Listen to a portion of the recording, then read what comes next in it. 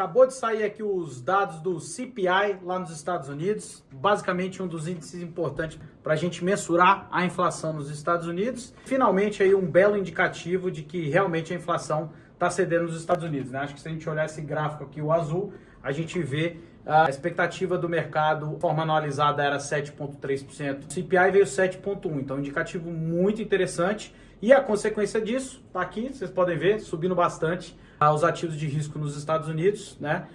Principalmente é liderado pelo setor de tecnologia que vinha sofrendo bastante. Cripto está indo pelo mesmo caminho. Acho que alguns dados bem relevantes aqui para essa análise, e o primeiro deles é o seguinte, né? Na semana passada saiu os dados de compra de carros usados nos Estados Unidos e foi a maior queda da história, né? Eu acho que foi o primeiro ponto para a gente começar a analisar um indicativo de queda da inflação e, consequentemente, a queda no consumo lá nos Estados Unidos. Analisando, né, o CPI de forma aberta que veio, o principal componente de queda foi energia e depois foi novamente a venda de carro usado nos Estados Unidos. Para a gente é extremamente positivo a analisar esse dado. É claro que é difícil a gente prever os movimentos para o curto prazo, mas olhando para o longo prazo acaba ficando bastante interessante, né? O que a gente tem que ver agora? O movimento do Fed aí amanhã, né, em relativo à alta de juros lá nos Estados Unidos. A gente acredita que o Fed deve manter uma alta de 0,5%, né? O mercado ainda precificando uma taxa terminal entre 4,9% e 5%.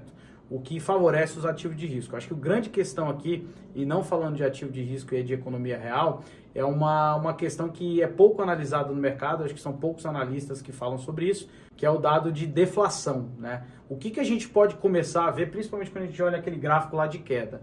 Nos Estados Unidos a gente teve alta muito acelerada de juros, tá? Consequentemente, demorou bastante para a inflação começar a ceder, ela está começando a ceder agora. Tá todo mundo começando a segurar dinheiro, desde os investidores institucionais até o consumo propriamente da população nos Estados Unidos, e essa queda de preço pode ser muito expressiva. E se ela for muito expressiva, pode realmente entrar em deflação lá nos Estados Unidos, e aí o Fed vai ter um problema bem grande na mão para resolver, que é como que ele vai reativar a economia num processo deflacionário, né? Acho que o primeiro efeito nisso é a gente ter um aumento de capital de risco, né? Ou seja, as pessoas vão investir cada vez mais em ativos de risco que estão muito depreciados por conta da alta de inflação, né? E o pessoal tende a gastar menos, ou seja, consumir menos para guardar mais dinheiro nesse processo que eu acabei de falar. Então não seria uma simples queda na taxa de juros, corte de impostos ou até a redução aí das reservas bancárias para tentar ativar simplesmente o consumo, né? Então o Fed, saindo de um problema agora, pode eventualmente entrar em outro problema, lembrando que os Estados Unidos caminha ainda para uma recessão,